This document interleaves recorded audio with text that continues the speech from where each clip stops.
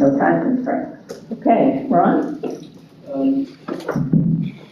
We just have Angela Nader, who is unable to be with us tonight. I think we're okay. Carl he was here, he just stepped out. And I don't believe, nobody mentioned any time restraints. No? Restraints. Anybody have any? I don't see any hands going up, so I guess we have no time constraints tonight. And we won't restrain anybody.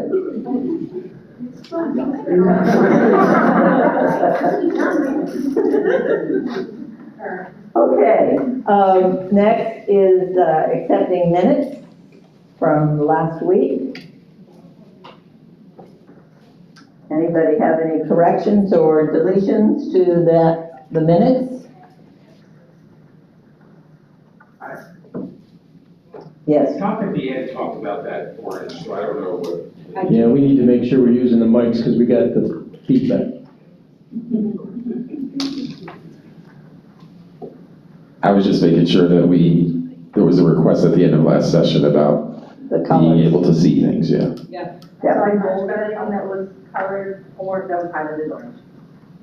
So, was it better, Anna? I know last week you were talking about the colors and how hard some of it was to read, which it was. Excellent. Okay, problem solved. So can we accept the minutes as written then? May I see thumbs, please? Excellent. All right. So I know last week we talked about bringing some data back from different sources. Ron, do you want to take?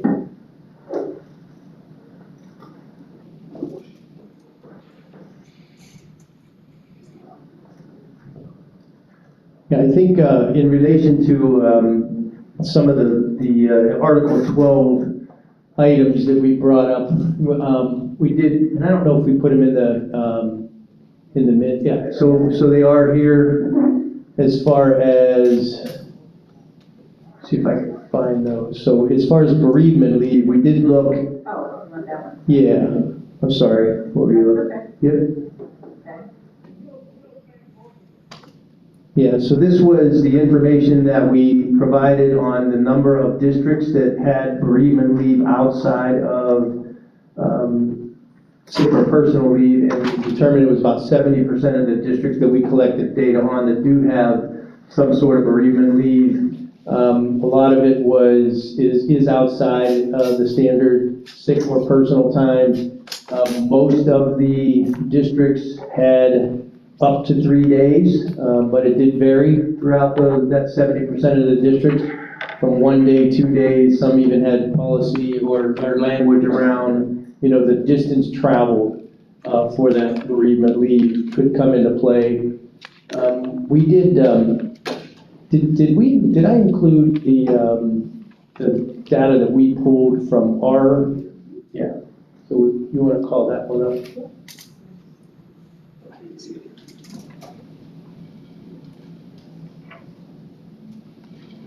I think we tried to pull the number of hours that were requested. Here it is.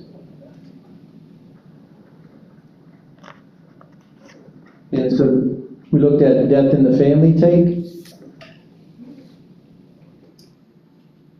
And I think we came up with the average of that was somewhere around 8,000, 9,000 hours.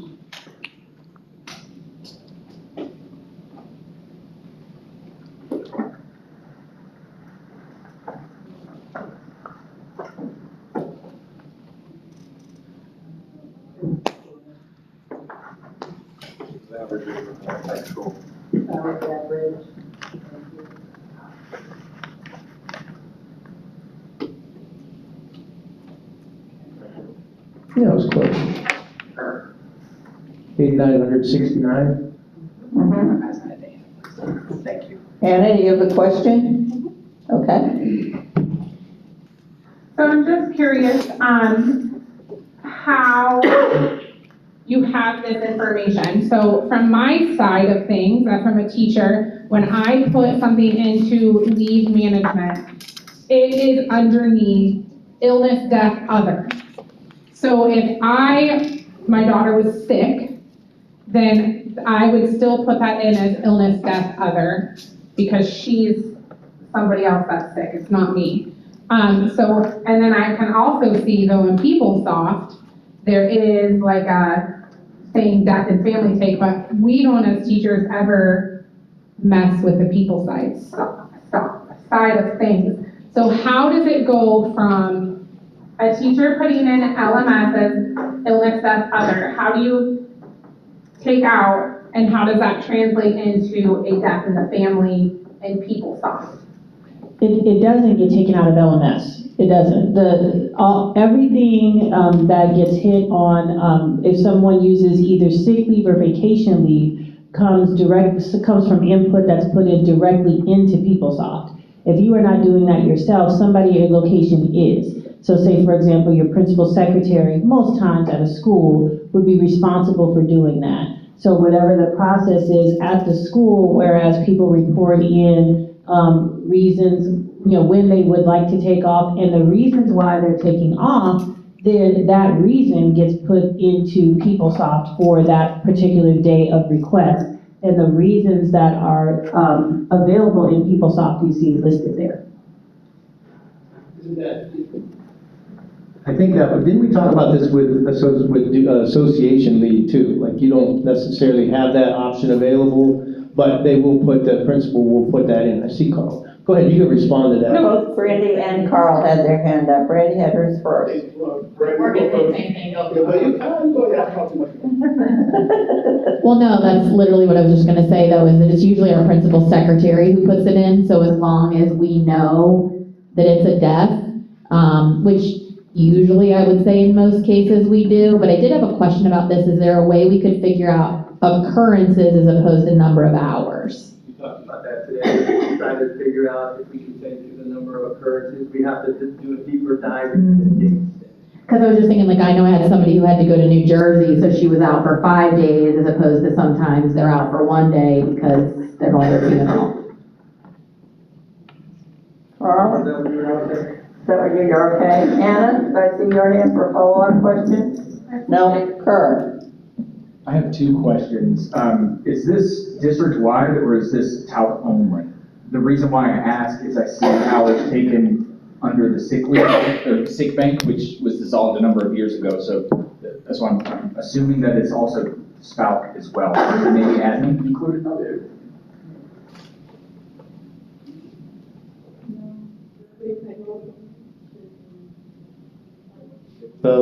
The query that we did was only for TALC, but I don't know where that sick bank came, why that got included in there, but. And number two, I didn't realize there was a quarantine duty option. Well, again, there's not a lot of hours there from 24, 25 left over from, again, who knows where some of that, yeah. 21, 22, I guess. Yeah, 21, 22, there would have been quite a few hours. I don't know, maybe somebody had a certain issue, had to be quarantined for, I don't know, but that's. Yeah. They should still be closed. And so I think this was, the kind of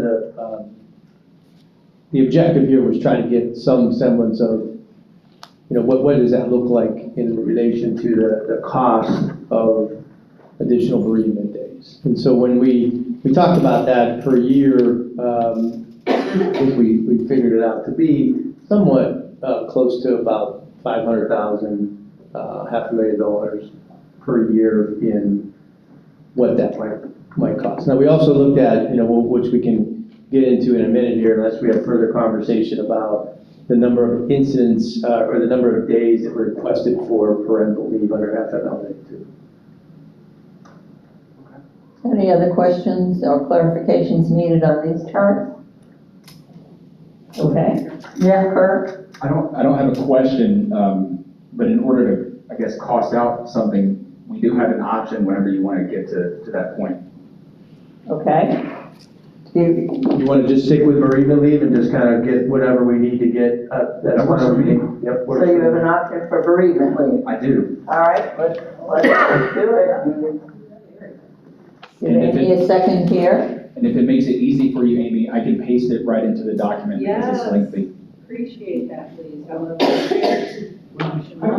Let me just ask, 896934 comes to about $500,000, is that? Yes. Okay, thank you. Over 3 years, right? That's the average there. Right. That's per year.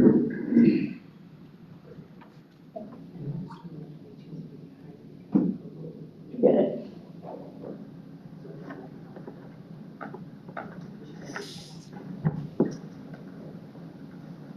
It's right there, I dropped in one. Got it? All right, you want to tell us what your option is, Kurt? So, oh yeah, I need my math. Here, I'll make a full screen.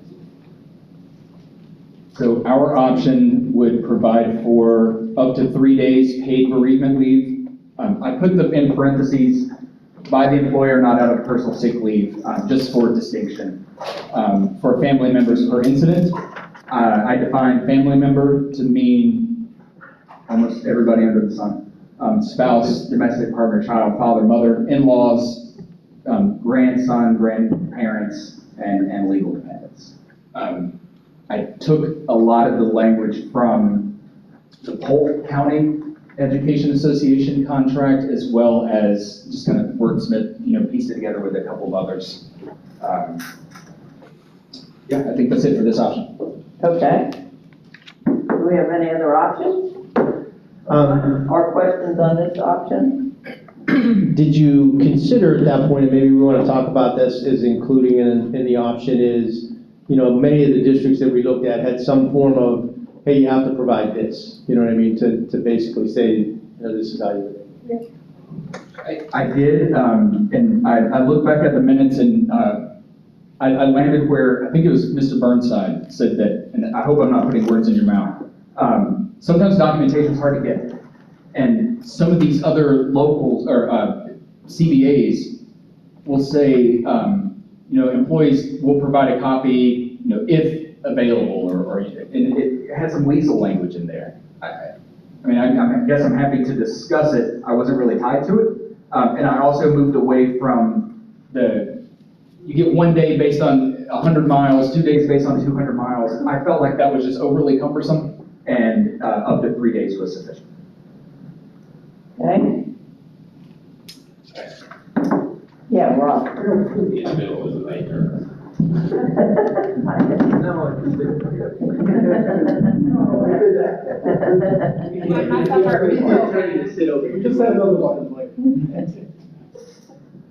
So, Kerr, I'm sorry, I know it's the only option up there, but, so what happens to the ability to take sick leave for bereavement?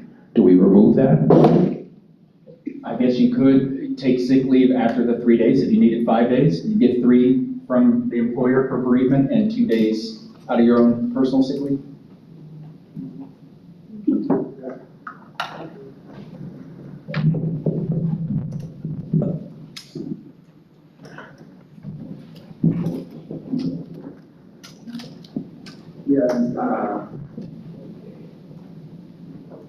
Yeah, Kurt, you kind of captured some of what I was saying, but paraphrasing, but it's along those lines.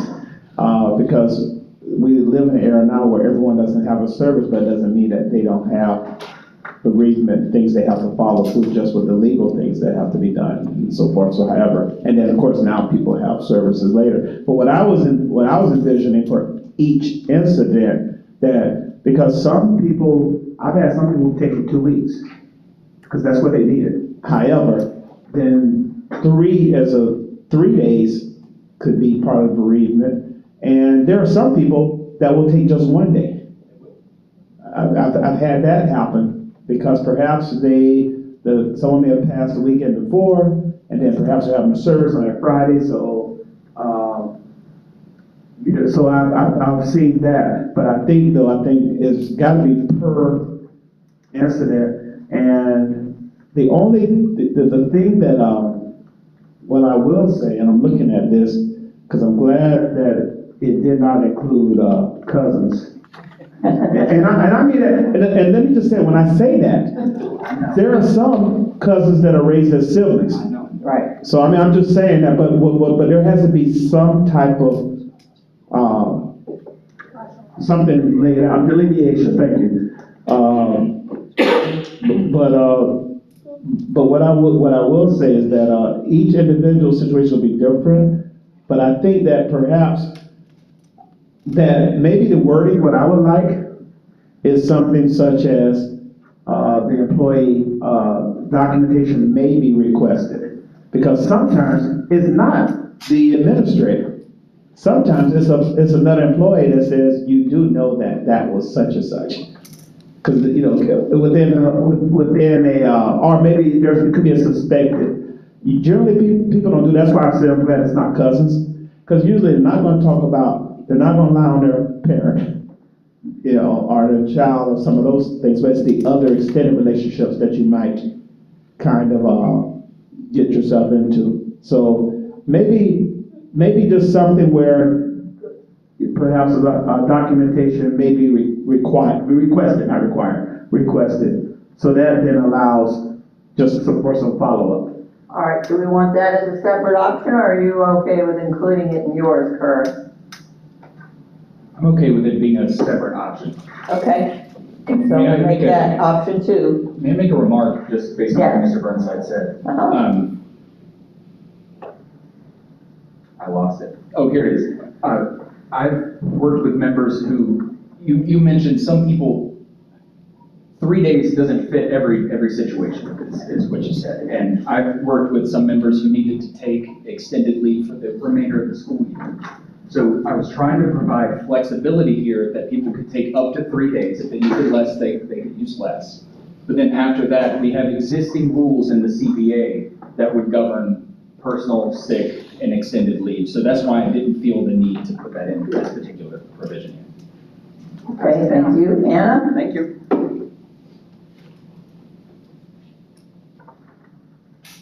So just thinking about types of documentation, how would one prove that that's my sister-in-law? What would I need to provide in order, when we're talking about cousin versus this person, what would the documentation look like to prove some of these extended parts of the family? I think that's part of the difficulty in when we talk about trying to get the documentation. And I think that's probably why some of the districts require at least an obituary, because most obituaries talk about, who's left behind or who preceded you in death, those kinds of things. But I agree, it's probably difficult. And we may, want to consider at some point, just like we do for sick leave, right? Upon request at times, we can require some documentation if we feel it's necessary. So it's not outside of a practice we already have. Right, that was Carl's option. Right, that's it. That was sort of my thinking because at times, I have a sister who most people don't even know we're related because we're such different personalities that talked for 33 years. And so, and when people find out, oh, that's your brother, of course I don't blame for not claiming it.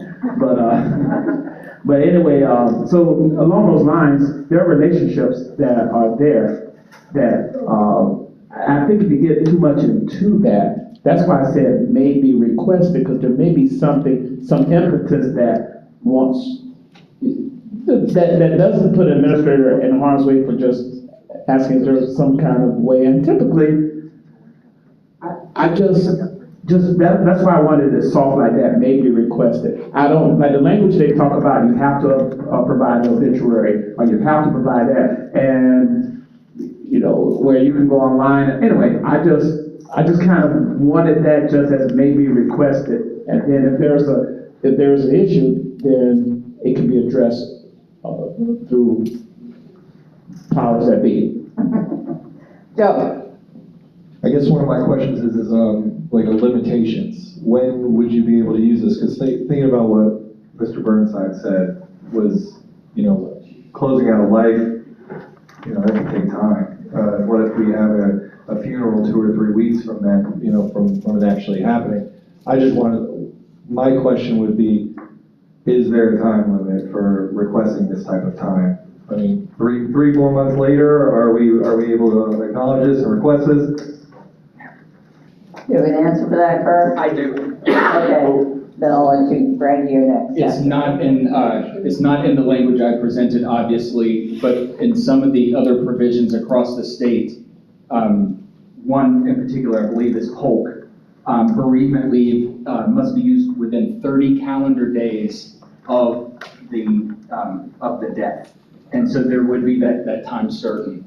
I'm open to that as well. I don't disagree. Sometimes funeral services happen rather quickly, and other times they happen quite delayed. Do we want to add that as an option? Can we have that as option 3? We certainly could. I'll paste it in there. Okay. All right, Brandy. Well, no, I was just gonna add on, when we were talking about the documentation, and I don't know the exact spot, but somewhere there is language that, like, if we believe that there's misuse of leave, that we can request documentation. So I do feel like this maybe could fall under that umbrella, then that way we don't have to get into the weeds of, does it have to be an obituary, or does it have to, like, what exactly does it, if it's now your 7th father who's passed away, I can request documentation. Yeah, that is under sick leave. Rob, you're next, right? Yes, you do.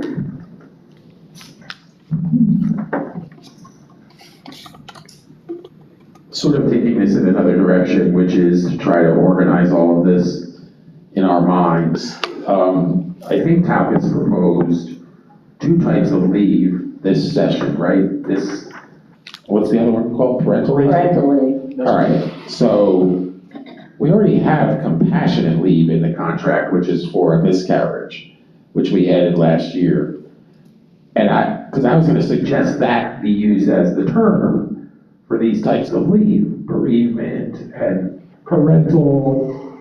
So I'm just trying to do some housekeeping because there are about 15 different types of leave in the TALC contract. So I'm wondering if we could do a deep dive and not have to reinvent the wheel every time a new type of leave is discussed, and use the same rules for some of them, if not all of them. Because what's happening is we're bargaining these separately, and they all have different rules. And for someone that has ran HR, that becomes a chore. Which type of leave are they on? So I don't have an option in my mind. I could certainly start the research tomorrow to figure out how to somehow, like, for instance, the compassionate leave we agreed to last session, you can take up to 10 days for a miscarriage. It's not necessarily all paid, you can use your sick leave. So I just think that instead of bargaining these separately every time a new type of leave comes up, which is good for employees, I'm not objecting to the concept, I just think we need to organize this better. Okay. Anybody else? Any thoughts?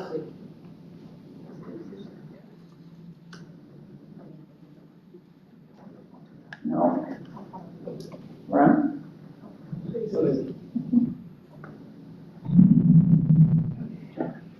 So, I was actually looking at that sheet. I think it was Brandy that mentioned the use of sick leave. It's under 12.038. Is where the current language is. You're gonna capture that somewhere. Yeah. Yes, that's the abuse of leave. Maybe under option 2? Yes. 12.038.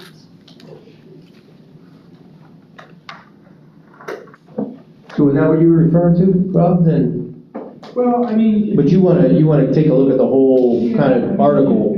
Yeah, if you looked at, there's age, there's I mean, some of them was comp, but then sick leave, and then there's 4 other types of leave here, that compassionate is thrown in. They are all different types, I'm not suggesting they're not, but could we somehow combine the rules for something, so to speak, the guidelines for it? Like Kurt's put up there some very specific things relative to this type of leave. Right. But we already have others. Could they be adapted for this? So the folks that are taking the leave and the folks that are implementing it aren't following 6 different sets of rules for what type of leave it is. That's what I was suggesting. Efficiency. I Okay, don't know if that's one of our interests. It isn't. no, it's not up there, Kurt. We'll take efficiency off. I'm not opposed, the first thing, I just need to think about it a little Yeah. more. The first thing that pops in my head is, How would we discern between leave that is paid by the employer and the leave that isn't? I know. That's just my first thought. I'm not opposed to it. Okay, And I'm kind of volunteering to do some of the work, so I will do that. Whether we want to do it or not, that's up to us. Ron? Yeah. I mean, I'm fine with that. I think, for someone kind of new to the contract and looking to try to figure out which leave belongs where, again, it's somewhat difficult because, we have other, we talk about accruals and then we go into other types of leave that probably should have been moved up with all of the different types of leave and then get into them by subject area. So if you're good with that, I'm fine with maybe Rob taking a look at just moving the language up. But as far as the bereavement leave is concerned and the options that we have, as I said, I think, we need to do a little bit more work in determining, maybe what some costs are specifically for that and what the options are. And maybe since we have some options on the table, we typically then try to put together a proposal from there, or do we just vet the options? We can put the options aside for now if Rob wants No, I to. just wanted to say, I want to do that work, but I was going to say, Do the work? this involves Yeah. compensation, obviously. Yeah. Right? Yeah. So- Yeah. So, we have the options up there. If we don't want to approve them tonight, Right. that's fine. We know that's kind of the concept, Yes. direction, so if Rob is going to look at all the languages, he can keep this in mind. Yeah, and that, what I do should have nothing to do with whether we approve the reading. Right. I'm just trying to, Right, because Will, to his credit, tried to organize Article 12 for like 5 years. yeah. He did. Shay. Give the, I also want to point out, in our current contract, under 12.034A, we do note supporting documentation, and part of it in here does say obituaries and certificates of death. So if you're looking at that, Rob, maybe also look at that. Thank you. Okay, yeah, anything thanks for else? that, Shay. That's helpful.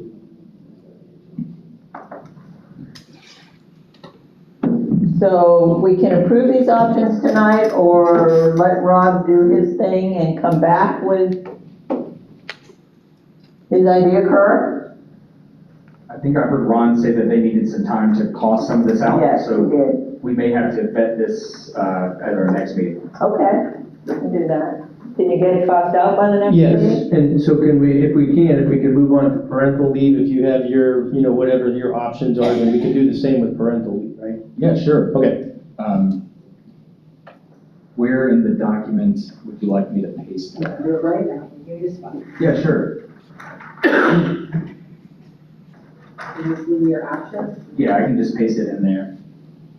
Okay. So Do just, we have any data for this, or is that still that chart that we already have? there were 2 pieces of data that were, that are linked in the document. There's an MOU from Leon County that provides for, I thought I had it up. Parental leave. Leon County provides for, it's a new MOU just ratified in January, up to 5 days of leave for teachers due to the birth of a child or placement of a child for an adoption. Now, Orange ratified an MOU in January as well. Theirs is only maternity leave. They provide 3 weeks of paid leave for the birth of a child. Our option is, Just for the moment? yes, What was it, 3 weeks. 3 weeks, 15 days. And both of those MOUs are in our shared file. Yeah, but I just linked it down there again. So the option that I'm gonna paste here, I kind of cobbled it together from both of those MOUs. I'm sorry, I can't spell. That's okay, I can fix it.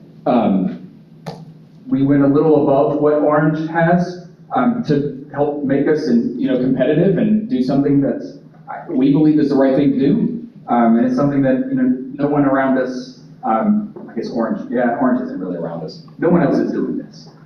I provided two pieces of eligibility here. One is the actively employed for at least a year. The reason why that was in there is because in the Orange document, I believe, they require that the staff member also avail themselves of FMLA.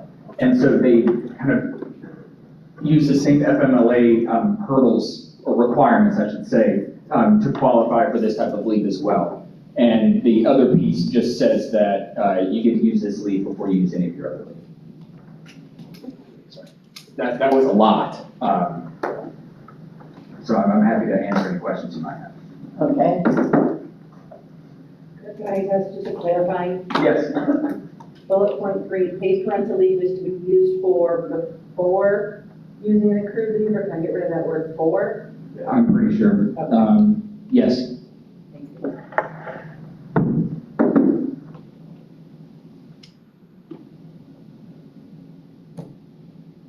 Rob, you need the mic? All right, I'm getting my steps in. Good. Very volunteer.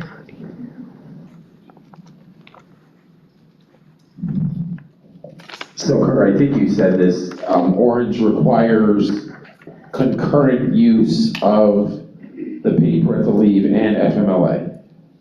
It's actually Leon, but yes. Oh, Leon, okay. It runs concurrently. All right. In Orange, they require that if you do an application for the paid maternity leave, the district also has to provide information about the Pump Act as well. I would love to include that in here too. I just thought that was a little far down the trail there. So, to differentiate these two, Leon's is either mother or father or both. Birth or adoption. Okay. And Orange is simply birth and only for the mother. All right, so the FMLA doesn't allow both parents to be off at the same time. Do you know if either one, I haven't looked at them, I'm sorry, Kerr, I can look at them, but do these MOUs follow the same rule? Both parents work for the district, obviously. I'm not sure. Okay. It does say that the teacher must formally apply for and meet eligibility requirements under the FMLA Act, so maybe that's where, I didn't even contemplate that. Okay. Now I'm looking at Kirsten because she's familiar with all of this and her other lives. If you have any questions. I think it's standard for FFO. It's not on. I think it is standard for FMLA to be used concurrently with a parental leave. Yeah. Because FMLA does not provide any, guaranteed compensation. So they're really two different plans. The only thing I would probably ask about is defining, because I can see it being an issue like domestic partners, they're not married partners. Sure. So would unmarried fathers, for example, or mothers be eligible? Yep. Kirk, question. So Orange doesn't even allow a father to take leave at all? They would Okay. have to go through FMLA. Right. I think that's what I understood when I listened to Orange talk about that at the FBN meeting was, it was only in birth situations, wasn't adoption, it was only for the mother, but there still was the parental part of FMLA that was, still available to fathers. Yes. And so, for us even here, if we were to say, okay, we're getting 4 weeks of parental leave, but then, and you had to really apply for FMLA.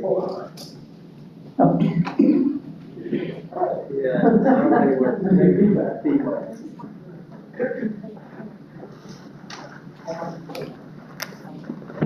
Right, so from what I understood from Orange is, again, it was maternity leave basically in the cases of birth not adoption, only for the mother, but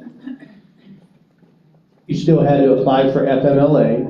And so then beyond the 3 weeks that Orange gives, you have the ability to also use sick time in concurrence with FMLA at that point. So I think that would probably apply here as well, that you could take additional leave under FMLA. If you had sick time, you could use that. If not, it would be unpaid.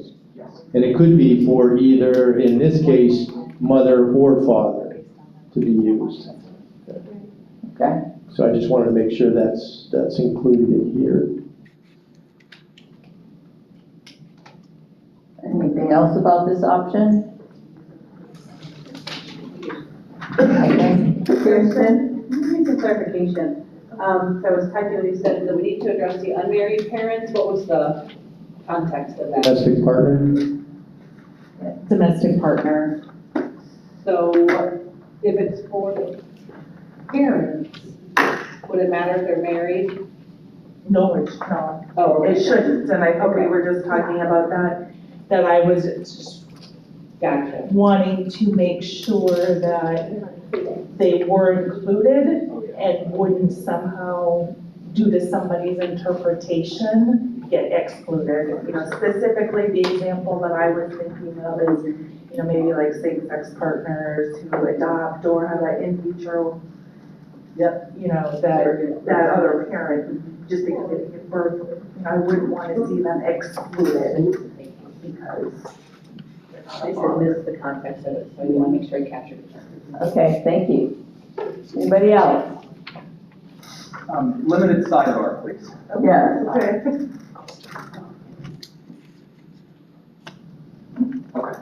I didn't know if we had to like carve that out. Well, because it's just how it was. Okay, I thought so. Okay. Never mind. Okay. All right, anybody else? Thank you. I don't know. Not yet, no. Did we include, we did take a look at it, I don't know if I said this earlier, so there were I got the top, yeah. 486 employees who went on leave for maternity from March 1st, 2024 to March 3rd, 2025. We did request to look at the last 3 years too, and I haven't got that information back yet. Okay. Lori, did you like? Oh, I'm so sorry. That's all right. Thank you. You're welcome. Just to clarify. Clarifying question, Dr. Irucci, for the 486 employees, was that also available for adoption or just for births, like birth mother? This was under FMLA, so I believe that you are allowed under FMLA. I'm looking at Kirsten, yep, Both? I believe that's the case, so it is under adoption. Thank you. Okay, anybody else? Questions or clarifications or additions?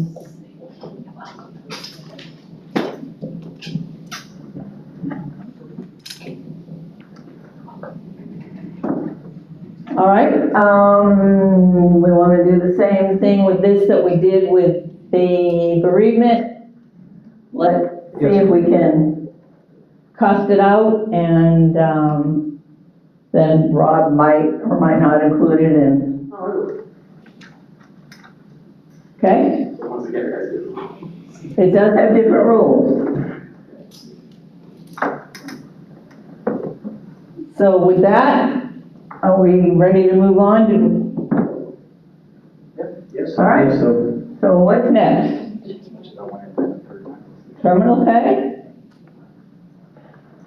yeah, I don't know that we've made the progress we needed to make on terminal pay, so that may, again, I know Rob's done a little bit of research in relation to that, and I don't know if you had counsel too that want to weigh in, because we think we found some conflicting legislation, but we know that there are other districts who do not have that. No, because I asked, if you could ask your council at some point, I'll follow up and see.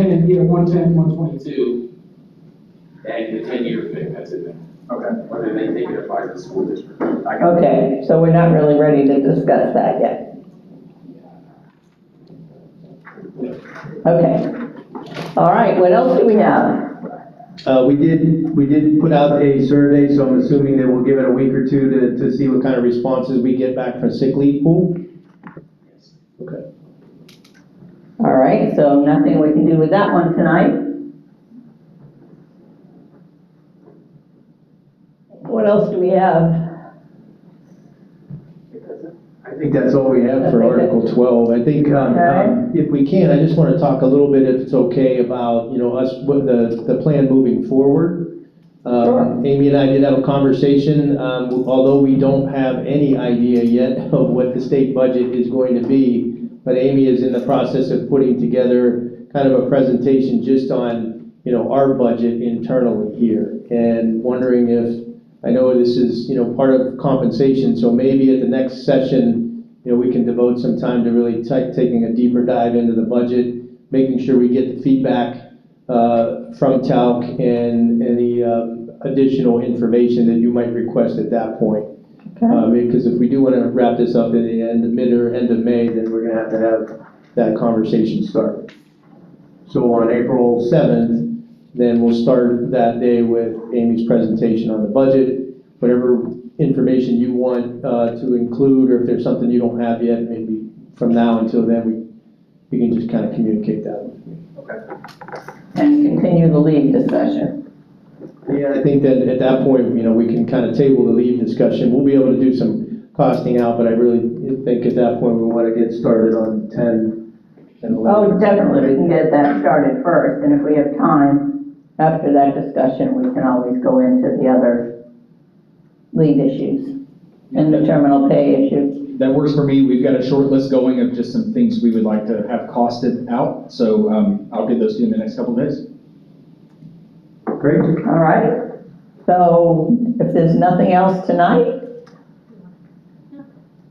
this might be a record. It's not even 5 o'clock yet. I said that last time. I know, I think we're breaking the record again. Heard that. I have one thing that just came to my attention that may be part of our compensation and benefits discussion. And I don't have a lot of details, because like I said, it just came to me 10 minutes before we started bargaining. It's my understanding, or I'm hearing, that the district is looking at offering some childcare for employees at some school sites across the district. I've been given a list of 6 or so sites that are looking at different places and different age ranges, and there's apparently a sliding scale for cost.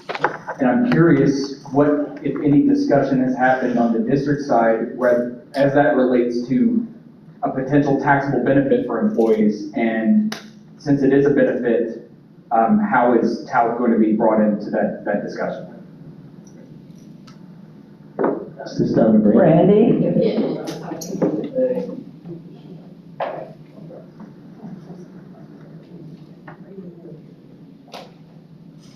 So from what I understand, as one of those 6 sites, basically we are the landlord, if you will. So that is all going to be set by Child Care Southwest Florida. They're the ones who are running the programs within our schools. So like my building is looking at a birth to 1-year-old class, a 2-3-year-old class, and a 3-4-year-old class. But then that's all set by Child Care Southwest Florida. So they have set rates that fall. They are a little cheaper than what their regular rates are because they're getting the use of the building. And so they're able to offer that a little bit cheaper, but then they handle all the registration, all the price points. Like that's not something that even the building principal has any input on. Although I do have the opportunity as a building principal that like our staff can get first dibs, if you will, because I'm able to let them know, hey, this is available, hurry up and sign up. But they will offer or accept ELC, which is part of what the sliding scale is then. So for those people who already have that voucher, that will reduce their rates. And then they did say they do offer a variety of scholarships and things, but really they make that decision kind of based on their funding, if that makes sense. Question? Not a question.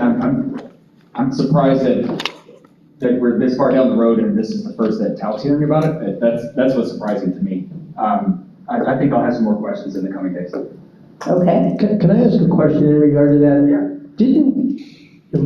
Maybe I misunderstood, but didn't we have some of those available currently throughout the district?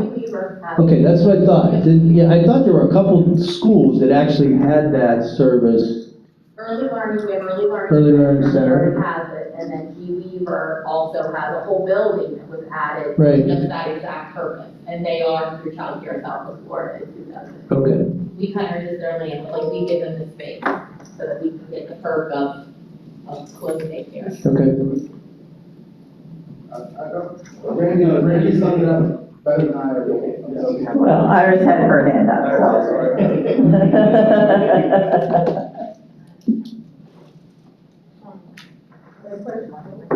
My question is just, do we charge them and how much?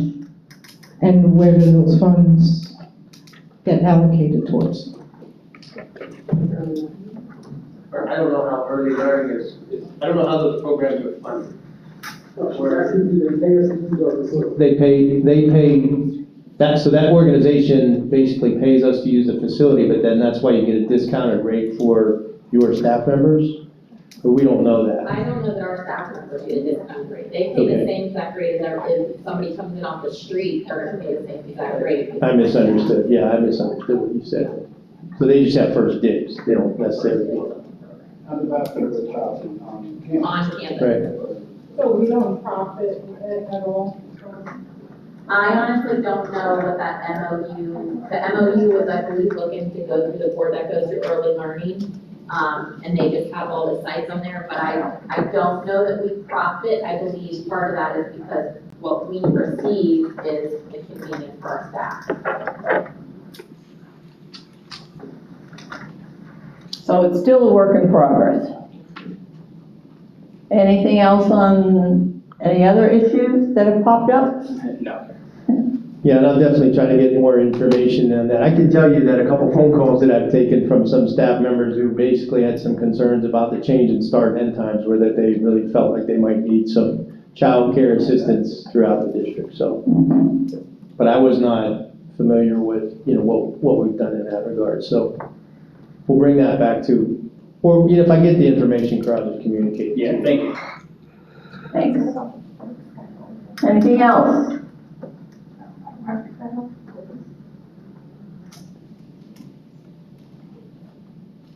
One second, please. Yeah.